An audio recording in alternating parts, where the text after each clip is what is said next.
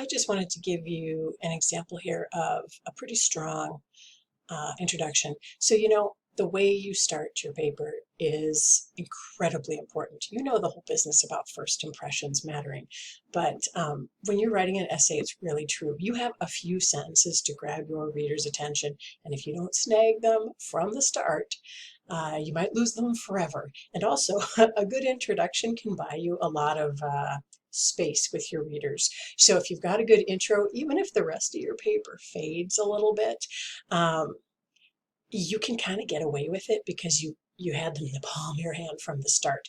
So we have here an example of a final research paper, and I just want to point out a few things. I have marked it up in Word using track changes and comments in the margins.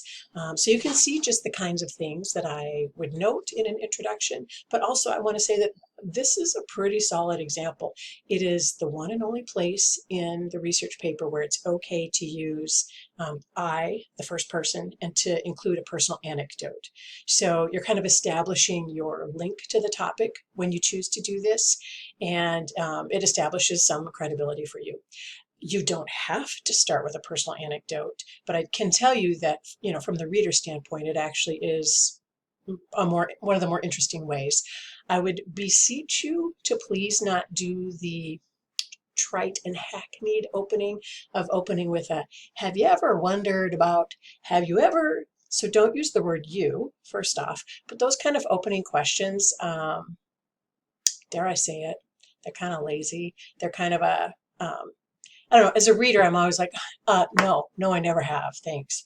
So I would say try and open with something either like a startling statistic, a quotation where it's kind of arresting and gets attention, or the good old-fashioned personal anecdote. Here we can see, if you just want to look at the upper left-hand corner, I don't care if you do upper left or upper right.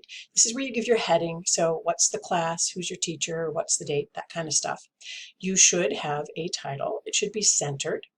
And you would note here, for this example, I showed her some capitalization that she needed that she didn't have. And in the margins over here, I write capitalize each major word in a title. So you don't have to do prepositions, which are the short little at, on, of kinds of words. And always in any title, the first and the last word of the title are capitalized, no matter what word they are. So that's just an FYI I was given to her. Okay, so she writes, I didn't realize that my entire world could be turned upside down from just one phone call. In September of 2015, I had taken my then 8-year-old daughter, Rachel. So you'll notice I gave her a little verb suggestion. A better verb tense there would be, I took my then 8-year-old daughter, Rachel, to the doctor for her annual checkup. There, and you can note all throughout, I won't stop and point out each one, but if there are comma issues or just little edits that need to happen, I have marked those, and the red part of track changes makes them show up. As well, in the left-hand margin, you can see that there are sort of straight lines that indicate, oh, look, they give you a little flag, like, look here, this line has some edit or suggestion from your teacher. Okay, so there I expressed concerns about her eating habits and the fact that she often complained of stomach aches after eating. At first, I tried to brush off her complaints as a child, just trying to get her way, but the frequency and severity of her issue was beginning to get in the way of her having fun and acting like a kid. It was apparent there was more going on with her than I had previously thought. The doctor told me that he would like to run some tests. They drew blood and took saliva samples from her. Personally, for me as a reader, BT dubs, I'm into this story right now. I want to know what's wrong with Rachel. Do you not? Yeah, anytime we're taking a saliva test, I'm on board. Okay. 1 week later, the doctor called with world-changing information. He informed me that Rachel tested positive for a genetic autoimmune disease called celiac disease. I was in shock and felt completely devastated. At that point, I didn't know what celiac disease was, only that it sounded awful. I went into a frenzy, trying to learn what celiac disease is and how to treat it. I learned that even though many people disregard it, it is a life-threatening situation. Or condition. Without proper diet, my daughter would essentially starve to death from the inability to absorb nutrients into her body. You can see I inserted an exclamation there because I was like, wait a minute, little Rachel could starve to death? Whoa. This was one of the scariest things I could imagine hearing as a mother. Okay, I'm about to scroll. So stifle your nausea, okay? I also learned that celiac disease was one of the only diseases that is controllable with a completely gluten-free diet. My new mantra became, it isn't something like cancer, it's something we can control. We immediately started a gluten-free diet for Rachel. It took a month to cleanse her body and get past the wheat withdrawal symptoms, but the improvements were exciting. We were getting this figured out, but in our neighborhood, the roller coaster ride had just begun. 2 months after Rachel's diagnosis, we learned that our neighbor to the north was diagnosed with celiac disease earlier that year. And less than 1 year later, the first of 2 sisters to our east was diagnosed. Sounds like a dicey neighborhood, can I say? The other sister was diagnosed 6 months after that. Having 3 households right next door to each other diagnosed with the same disease makes for a great support system. Good attitude. However, the fact that approximately 8% of our neighborhood has been diagnosed with celiac disease gives reason to look further into the causes and triggers of this disease. Pardon my scrolling. We live in an area where large farms spray chemicals on their fields, causing issues like high nitrate levels in our water. I'm further interested. I would like to read this paper now.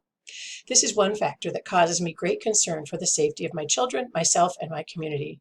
Environmental factors, as well as genetic history, are contributing to the rise of diagnosed autoimmune diseases such as celiac disease. And so I tell her in my comments there, this is an exquisite opening anecdote plus thesis statement. I am hooked. So that's my feedback. You will notice it's a pretty long introduction, isn't it? So it goes on for really more than a page.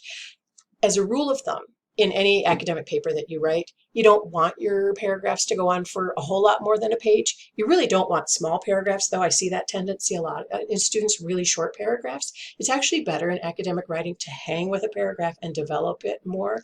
So if you have a paragraph that's half a page long, 3/4 of a page long, a full page long, and I'm talking double spaced, great. If it goes a little over a page long, But if you're getting to 1.5 to 2 pages for a single paragraph, you got a monster going on. You want to break that up. So because she is telling this sort of extended anecdote in her introduction, I'm all good with the length of that opening paragraph. And you notice how well she moves then into her topic and the thesis statement at the end of it. So be sure that you snag readers' attention from the start. Explain your topic a bit. Don't assume your readers are familiar with it. Kind of think of like, oh, they're dummies. I got to fill them in. And then have the last sentence be your thesis statement, which should contain a stance, the opinion that you are arguing. This is a persuasive paper. So you are trying to convince your readers of something. And you should try to imagine that there could be dubious readers who are like, yeah, I don't think so. And so you have to try and convince them to your point of view. Okay, enough talking. I hope you've enjoyed today's crazy teacher look. I just finished doing a fitness class in my living room, and all of a sudden I was like, I think I'm gonna make a video. And some people would brush their hair, but not me. There's no time for hair brushing when you got students who need you.